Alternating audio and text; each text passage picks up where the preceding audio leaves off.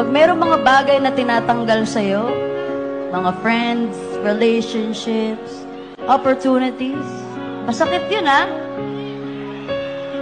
Pero ang ibig sabihin lang nun, you have to let go. You had to let go of something.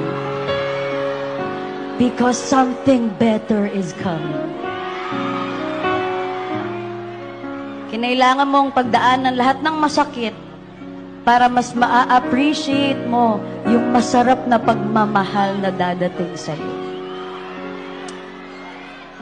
This is that song na palaging nagre-remind sa akin.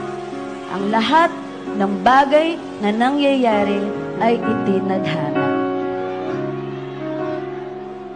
Kung para sa'yo, kahit ano pang gawin mong pag-iwas, para talaga sa'yo yan. In the same way na, kahit ano pang pilit mo, kung hindi talaga para sa'yo, hindi talaga yan para sa'yo. So, pag may umalis, bitawan. You deserve more. You deserve better. Just believe that better things are coming. Okay?